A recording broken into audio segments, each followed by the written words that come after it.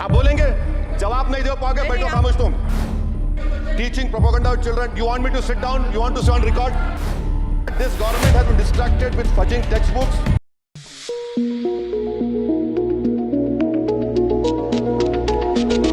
Thank you, Madam. Madam, a direct connection can be drawn between the policies of the government and the continuing educational backwardness of Muslims. In both higher education and schooling, Muslims want to get formal education, but because of government apathy and negligence, Muslims drop out of the education system is sooner than children of any other community. The government UDIC data, Madam, covers school education, says that Muslim student representation gradually declines from class 6 onwards and reaching its lowest in class 11 and 12. Enrollment percentage of Muslims dropped from 14.42% upper primary, class 6A, to 10.76% higher education, class 11 and 12. Only 76.37% of Muslim students continue after elementary education as compared to the national average of 81.26. Madam, 28 states have gross GR of 80% for primary education, but only 12 states achieve 80% secondary level. This shows a clear systemic bias against Muslims. Muslim children do not have means to cross beyond primary education, but the government has limited pre-matric and post-matric scholarship class and above. I want to know from the Modi government that does the Muslims of this country have a fundamental right to education under Article 21A or not? Or do you want to make the Muslims, 17 crore Muslim second-class citizens status permanent? Madam, there are 1.7 lakh fewer Muslims pursuing higher education. That was not the case till 2021. You unleashed your ideology on the biggest minority, and you see that 1.7 lakh fewer Muslims are pursuing higher education today. And I want to give them some bad news and good news for the nation. Those who say that we Muslims don't teach our girls and oppress our women are wrong. I'm quoting data. I can challenge anyone.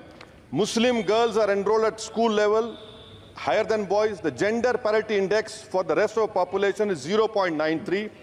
But for Muslims, it is 0.99.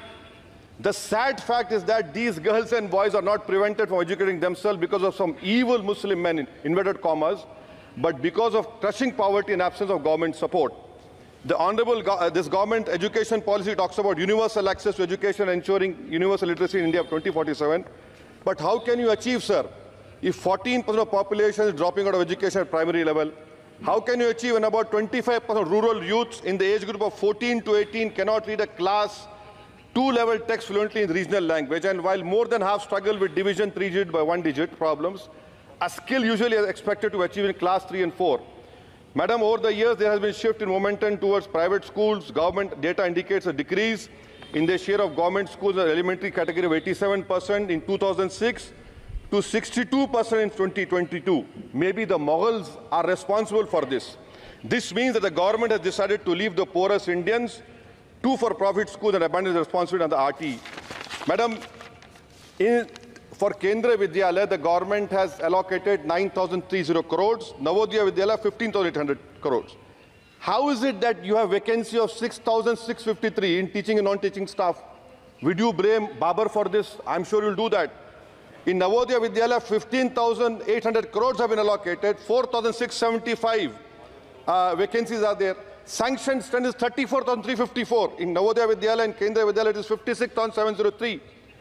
You have passed a law 5 months ago about cheating, malpractices, but you are so great in implementing. It took you 5 months. Maybe you are waiting for the NEET paper to leak. That is what I can say. And I'll show the classic example of favoritism, madam, over here. Jamia Millia Islamia is allocated 3 lakh per student, Aligarh 3.9 lakh per student, and BHU gets 6.15 lakh per student. Why this favoritism? And may I request the Honorable Minister through you, madam, that PMUSP 1558 crores have been allocated. Please have some liberal mindedness, so that more Muslim students can get this. Your HIFA scheme, madam, HIFA scheme, 39,720 crores have been sanctioned for 103 institutions. 22 are IITs, 12 are AIMs. These people can pay back money. How can Jamia Millia and AMU pay back money? I don't know who has told you this. And more important, madam, 29% of graduates and above in India are unemployed. And half of them go do low-skilled jobs. This is for you to understand. And may I come to Jamia Millia, madam? Jamia Millia, you have no permanent vice-chancellor. Why is it that a registrar is not even qualified to hold that post? Why is it that a standing council is running the Jamia Millia? And please inquire that why 438 crores have been given HIFA, whether competent construction companies have been given or someone has been on the basis of favoritism. How is it, sir, that the present status of 100 years old Jamia Teachers Association, their office has been sealed, their body has been dissolved, there is no funds to run the university, to pay outsourcing staff, to build for building maintenance, no research grant. I demand that registrar and the standing council to be immediately removed. Now coming to Aligarh Muslim University, there are 1,400 AMU daily wage workers are 1,400, temporary 1,559. Why don't you regularize them?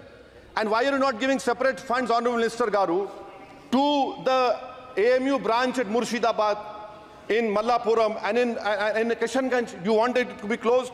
Madam, as of July 2023, the share of ST-OBC in senior professors is even lower. I'm giving you figures, madam. In Central Universities, there are 66.29 general teaching staff. SC, ST-OBC only 30%. NIT 67%. 33% ST-OBC. In IIT, 84.5 general category. SC, ST-OBC 14%. IIM 86.83%. And in general 11%. Who's responsible, sir? You are running the government 10 years. You are running the 10 years. And lastly, madam. Mananiya sir, this complete lastly, NCRT has been given 500 crores. May I dare to say that this government has been distracted with fudging textbooks, teaching propaganda to children. You want me to sit down? You want to sit on record? आप बोलेंगे? जवाब नहीं दे पाओगे, बैठो खामोश तुम. NCRT has removed the reference to Babri Masjid 2002 rights. Why should people not learn from the mistakes of past? Should our children not learn of Gujarat program, massacre of minority Muslims? Those who ignore history mistakes are bound to repeat them. It has made up history argued Indians don't have migrant DNA. धन्यवाद माननीय सदस्य. Madam, एक minute खत्म करो. The truth is DNA shows that there are 4 ways of migration in India. Africa, Iran, Southeast Asia, and Astral pasture of the Aryans. There is scientific consensus on this. May I request the Honourable Minister to you, why do you want to hide the killers of Mahatma Gandhi? Do you want to make Godse a freedom fighter? Let the children know who's a Deshbhakt and why are you trying to protect your organization, ideology organization? Madam, in end, I would appeal to the government to fix your priorities.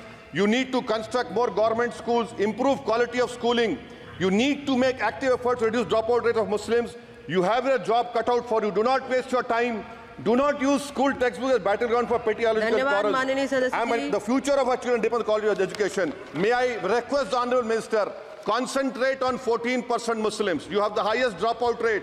This nation, we want it to become Viksit Bharat. But if you keep on unleashing ideology of hatred, we cannot become Viksit Bharat. Thank you, madam.